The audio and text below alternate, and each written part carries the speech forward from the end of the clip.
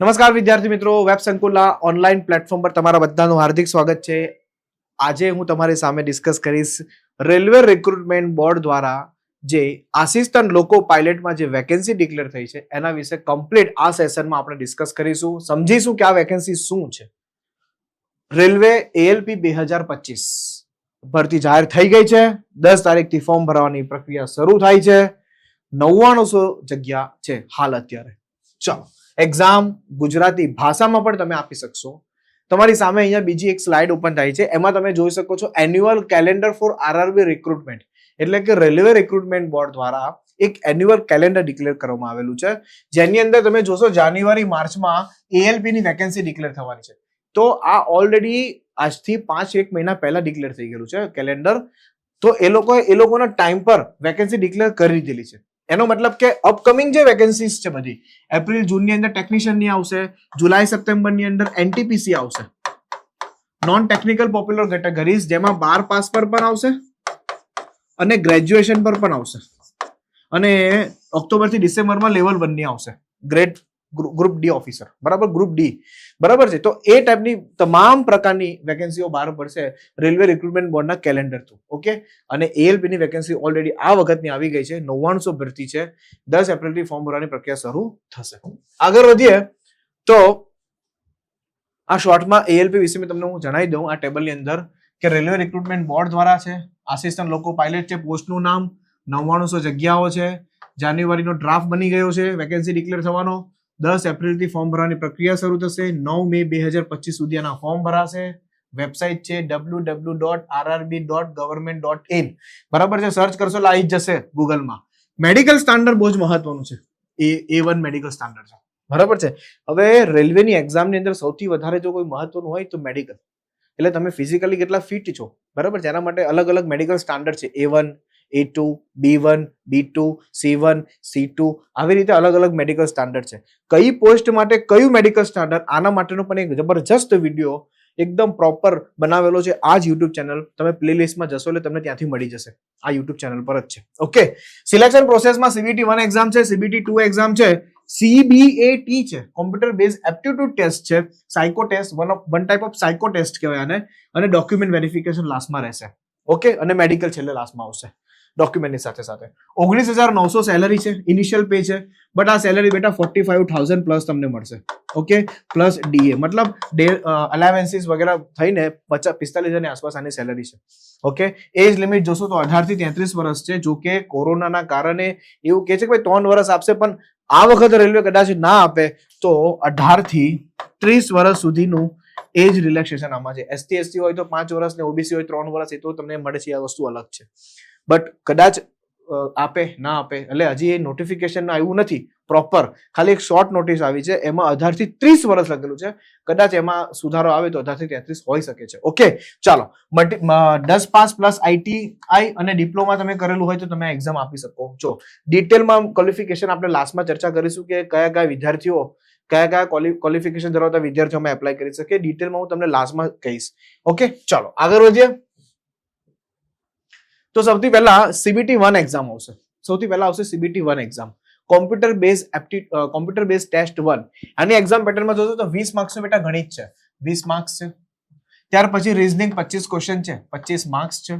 ત્યાર પછી સાયન્સના 20 પ્રશ્નો છે, 20 માર્ક્સ છે. અને general awareness end current affairs, આ સાયન્સ અલગથી છે, આમાં આ વસ્તુ અલગ છે, એના 10 ક્વેશ્ચન છે, 10 માર્ક્સ છે. ટૂંકમાં કહેવાનો મારો મતલબ એમ છે કે 75 ક્વેશ્ચન, 75 માર્ક્સ, 60 મિનિટનો સમય આપવામાં આવશે. એક્ઝામ ગુજરાતી ભાષામાં તમે આપી શકો છો. એક્ઝામની ભાષા ગુજરાતી ભાષામાં તમે બધા જ પ્રશ્નો ગુજરાતીમાં તમે જોઈ શકો છો, અટેમ્પ્ટ કરી શકો છો, એક્ઝામ આપી શકો છો. સમજાય છે? 75 છે, 75 માર્ક્સ છે. 1/3 નેગેટિવ માર્ક્સ છે, એટલે કે આમ જોવા જાય તો 0.333 નેગેટિવ માર્કિંગ સિસ્ટમ છે. ઓકે, ખોટો કરશો તો 0.3 કટ થઈ જશે, સાચો કરશો તો એક ક્વેશ્ચનનો 1 માર્ક્સ મળશે. Is it clear? ઇઝી છે. CBT 1 ક્વોલિફાઈંગ છે. ત્યાર પછી આવશે CBT 2. આ તમે ક્વોલિફાય કરશો, આમાં પાસ થશો એટલે તમારે CBT 2 આપવાની રહેશે. આની અંદર MCQ જ આવશે. ઓકે, ચાલો આગળ વધીએ. હવે આવશે CBT 2. એમાં બે ભાગ છે, પાર્ટ 1 છે અને પાર્ટ 2 છે. આ છે આપણી CBT2 ડન. આ પણ ગુજરાતીમાં આપી શકો છો. આમાં પણ ગણિત પૂછાશે, જનરલ સાયન્સ, રીઝનિંગ પૂછાશે, મતલબ રીઝનિંગ આપણે જે નોર્મલ કરતા હોઈએ છીએ, અને સાયન્સ. આમાં 100 ક્વેશ્ચન, 100 માર્ક્સ, 90 મિનિટનો સમય આપવામાં આવ્યો છે. હવે આગળ તમે CBT1 માં જે કરી ગયા ને એ જ પાછું અહીંયા કરવાનું છે, બરાબર છે. ત્યાર પછી રિલેવન્ટ ટ્રેડ ખાસ પૂછાશે, એટલે તમે માની લો ઇલેક્ટ્રિકલ હોવ, તમે મિકેનિકલ હોવ, તો એના રિલેટેડ તમારું જે તમે ઓટોમોબાઈલ થી કરેલું હોય, બરાબર છે, ITI, તો એના રિલેટેડ જે પ્રશ્નો, એના રિલેટેડ એટલે તમારું જે પ્રોફેશનલ નોલેજ હોય તમારું અલગથી, એના 75 ક્વેશ્ચન, 75 માર્ક્સ, 60 મિનિટનો સમય આપવામાં આવશે. એટલે કે CBT2 તમારી 2 કલાક ને 30 મિનિટના સમયમાં લેવામાં આવશે. Is it clear? 2 કલાક ને 30 મિનિટના સમયમાં લેવામાં આવશે. આ છે CBT2 ની પેટર્ન. CBT1 પણ જોઈ, આ CBT2 બે ગુજરાતી ભાષામાં તમે આપી શકશો. ALP એકચ્યુઅલી 12 લેંગ્વેજમાં આપી શકાય છે એક્ઝામ. રેલવેની એક્ઝામ ટોટલ 12 લેંગ્વેજમાં આપી શકાય છે. તમને જે અનુકૂળ આવે એ લેંગ્વેજમાં તમે આપી શકો છો. બાય ડિફોલ્ટ લેંગ્વેજ ઇંગ્લિશ રહેશે, બટ તમે ગુજરાતી ભાષામાં એક્ઝામ આપી શકો છો. ઇંગ્લિશ સબ્જેક્ટ, ઇંગ્લિશ લેંગ્વેજ એ આ રેલવેમાં છે જ નહીં, સમજાય છે? ખાલી એક ઇંગ્લિશ ના એમાં આપી શકો છો એક્ઝામ, બટ ઇંગ્લિશ સબ્જેક્ટ નથી, એઝ અ સબ્જેક્ટ નથી. હવે ખાસ જાણજો વેટેજમાં શું છે. પરીક્ષાનો જે ભાગ છે, બરાબર છે, એ વેટેજ જે રહેશે એ CBT2 નો પાર્ટ 1 ના 70% રહેશે અને CBAT માર્ક્સના 30% રહેશે. સમજાય છે? CBT એના 70% રહેશે અને CBAT ના 30% રહેશે. એટલે હું તમને આ વસ્તુ કહેવા માંગુ છું અહીંયા જો, બરાબર છે, આના 70% રહેશે. આ ફક્ત ક્વોલિફાઈંગ છે, આ ફક્ત ક્વોલિફાઈંગ છે, આના 70% રહેશે. અને CBAT જે લેવાશે સાયકોટેસ્ટ એના 30% લેશે. એમ કરીને 70-30% ટોટલ 100% માંથી તમારું મેરિટ બનશે. ડન છે? ચલો આગળ વધીએ. સિલેક્શન પ્રોસેસની વાત કરીએ તો CBT1, CBT2, computer base aptitude test, આ one type of psycho test છે, અને ડોક્યુમેન્ટ વેરિફિકેશન એન્ડ મેડિકલ, આ પ્રોસેસમાં એક્ઝામ રહેશે. આગળ વાત કરીએ આપણે તો એલિજિબિલિટી શું છે, બરાબર છે, ક્વોલિફિકેશન શું, આની અંદર કોણ કોણ એપ્લાય કરી શકે છે, એજ્યુકેશન ક્વોલિફિકેશન શું છે. તો candidate must have one of the following 10 pass plus SSLC plus ITI in relevant trade from NCVT and SCVT, બરાબર છે. આમાંથી તમે ITI પાસ કરેલું હોય તો તમે એમાં એપ્લાય કરી શકો છો. 10 plus ITI. Act apprentice in approval trades, એમાંથી તમે હોય તો કરી શકો છો. 3 years diploma in mechanical, electrical, electronics, automobile engineering કરેલું હોય ડિપ્લોમાથી તો તમે કરી શકો છો. અને એન્જિનિયરિંગ ડિગ્રી હોય તમારી પાસે તો પણ તમે એપ્લાય કરી શકો છો. એટલે આમાં નોન ટેકનિકલ વાળા એપ્લાય નહીં કરી શકશે. જેની પાસે ITI હશે, જેને ઇલેક્ટ્રિકલ, મિકેનિકલ, ઓટોમોબાઈલ, ઇલેક્ટ્રોનિક્સ માંથી કરેલું હશે, એ વ્યક્તિ એપ્લાય કરી શકે છે. ટેકનિકલ વાળા એપ્લાય નહીં કરી શકશે. અને ખાસ કરીને એન્જિનિયરિંગ ડિગ્રી જેની પાસે હશે એ એપ્લાય કરી શકશે. Is it clear? તો આ એજ્યુકેશન ક્વોલિફિકેશન છે. પછી એજ રિલેક્સેશનની વાત કરીએ તો ST SC ને 5 વર્ષ, OBC ને 3 વર્ષ, નોન ક્રિમિનલ હોય તો, PW હોય તો 10 વર્ષ plus category relax, x servicemen હોય તો service plus 3 years, and other widow and apprentice હોય તો એઝ પર નોર્મ્સ, એટલે કે જે આવશે નોટિફિકેશન એમાં જે લખેલું છે એ પ્રમાણે હશે. તો આ એજ રિલેક્સેશન છે. ખાસ કરીને એજની વાત કરીએ તો 18 વર્ષ મિનિમમ એજ હોવી જોઈએ, મેક્સિમમ 33 વર્ષ. અત્યારે આપણે નક્કી કરીએ છીએ પણ શોર્ટ નોટિસમાં બેટા 18 થી 30 લખેલું છે ખાલી, એટલે કદાચ આપી શકે 3 વર્ષ.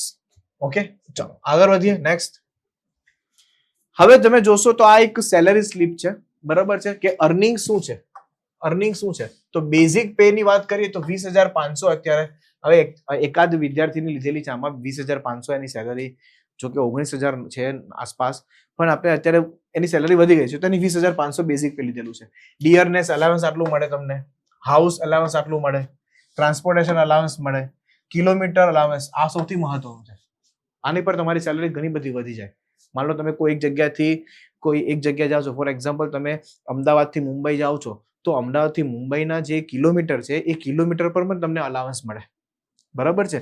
અને માની લો તમારી ડ્યુટી, તમારે દૂર જર્ની કરવાની હોય, તમારે દૂર ટ્રેન લઈને જવાનું હોય, તો એઝ કિલોમીટર જે નક્કી કરેલા હોય અને એની પર એક્સ્ટ્રા કિલોમીટર જાય તો એનું પણ તમને અલાવન્સ મળે છે. તો આ સૌથી મહત્વ છે. સેલ અલાવન્સ એટલે તમારા મોબાઈલ ફોનનું અલાવન્સ તમને મળે છે. પછી લીવ અલાવન્સ મળી શકે છે. ત્યાર પછી નાઇટ ડ્યુટી અલાવન્સ, ખાસ તમે રાત્રિ દરમિયાન ટ્રેન જો લઈને જાઓ છો એનો અલાવન્સ અલગથી મળે છે. અને અટેન્શનલ હોલિડે અલાઉન્સમેન્ટ તમને મળે છે. એટલે કુલ મળીને આમાંથી જોશો ને તમે તો બેટા 45,000 ની આસપાસ સેલરી થઈ જશે તમારી. 45,000 આસપાસ સેલરી આ બધાનો ટોટલ મારો છે ને આસપાસ થઈ જશે. બરોબર, 40 થી લઈને 45,000 ની આસપાસ સેલરી તમને મળે છે. તો આ બહુ સારી ઓપોર્ચ્યુનિટી છે, બહુ સારી ઓપોર્ચ્યુનિટી છે. બરોબર છે. ખાસ કરીને 10 પાસ પ્લસ આઈટીઆઈ હોવું જોઈએ, 3 years in degree, 3 years in diploma હોવું જોઈએ. એમાં એન્જિનિયરિંગ ડિગ્રી વાળા પણ એપ્લાય કરી શકે છે. ટૂંકમાં નોન ટેકનિકલ વાળા એપ્લાય નહીં કરી શકે. જે ટેકનિકલ છે એ વ્યક્તિઓ એપ્લાય કરી શકે છે. ટેકનિકલ જેનું ક્વોલિફિકેશન છે એ એપ્લાય કરી શકે છે. તો બહુ સારી વેકેન્સી છે. ટૂંક સમયમાં ફોર્મ બહાર ભરવાની પ્રક્રિયા શરૂ થઈ જશે. 10 એપ્રિલ જ છે આમ તો જોવા જાય તો, અને 1 મહિનો સુધી એના ફોર્મ ભરાશે. ઓકે, એક્ઝામ સેન્ટર પણ ગુજરાતમાં આવશે. એક્ઝામ પણ ગુજરાતી ભાષામાં તમે આપી શકો છો. એવું નથી, બીજી ઘણી બધી લેંગ્વેજમાં પણ આપી શકો છો, પણ બાય ડિફોલ્ટ લેંગ્વેજ ઇંગ્લિશ રહેશે. પણ એક્ઝામિનેશન લેંગ્વેજ જે તમે સિલેક્ટ કરશો એ ગુજરાતી રહેશે. સમજાય છે? આઈ હોપ તમને બહુ સારી રીતે ખબર પડી ગઈ હશે. ઓકે, તો નેક્સ્ટ જ્યારે પણ હવે વેકેન્સી બહાર પડે ત્યારે આપણે એક આનો પ્રોપર વિડીયો લઈશું અને એની અંદર આપણે સબ્જેક્ટ સમજીશું. હું એકચ્યુઅલી દરેકે દરેક જે એન્જિનિયરિંગ ડિપાર્ટમેન્ટ, ઓટોમોબાઈલ ડિપાર્ટમેન્ટ છે એના જે અલગ અલગ જે એનો જે સિલેબસ છે ને એ પણ હું તમને જણાવીશ. બરાબર, તો નેક્સ્ટ સેશનની વેટ કરજો. નેક્સ્ટ સેશનની અંદર આપણે ALP નો જે કમ્પ્લીટ સિલેબસ છે એને આપણે ચર્ચા કરીશું. એ સિલેબસની અંદર મેથ્સ શું છે, રીઝનિંગ શું છે, ત્યાર પછી જનરલ અવેરનેસ એટલે કે સામાન્ય અભ્યાસ, બરાબર છે, એ શું છે, એની અંદર પણ કયો કયો સિલેબસ ડિટેલમાં કરવાની જરૂર છે, આ બધી જ ચર્ચા આવનાર વિડીયોમાં હું જરૂર કરીશ. વેકેન્સી એકવાર બહાર પડશે, 10 તારીખે ફોર્મ ભરવાની પ્રક્રિયા શરૂ થશે, ત્યારે પણ એક વિડીયો આવશે અને સાથે સાથે સ્ટ્રેટેજી વાળો વિડીયો આવશે અને અભ્યાસક્રમનો સંપૂર્ણ વિડીયો અહીંયા હું લાવીશ. આ એક શોર્ટ નોટિસ આધારિત બનાવેલો વિડીયો છે. Is it clear? તો આ છે આસિસ્ટન્ટ લોકો પાયલટ. જો કે જોવા જાય તો આ એક પ્રકારનો ટ્રેનના ડ્રાઈવર કહેવાય, પણ ટ્રેન ડ્રાઈવર શબ્દ બહુ સારો ન લાગે, એટલે કે લોકો પાયલટ શબ્દ બહુ સારો યુઝ થાય હે ને. લોકો પાયલટ આમ બોલો એટલે સારી એ થાય કે હા ભાઈ આસિસ્ટન્ટ છે, લોકો પાયલટ છે. અને આ લોકો પાયલટ માટે તમે સિનિયર લોકો પાયલટ પણ બની શકો છો. એટલે કે આમાં ગ્રોથ પણ છે. એવું નથી કે આસિસ્ટન્ટ આખું જિંદગી આસિસ્ટન્ટ જ રહેશો. ઇન્ટરનલ એક્ઝામ આવે, ડિપાર્ટમેન્ટલ એક્ઝામ આવે, એના માટે પણ એક વિડીયો બનાવેલો છે. આ જ યુટ્યુબ ચેનલ પર એક તમે જોજો વિડીયો, બરાબર છે. ગ્રુપ ડી માંથી તમે અલગ અલગ પોસ્ટ પર અમે આગળ કેવી રીતે વધી શકો છો એના માટે પણ એક વિડીયો બનાવેલો છે.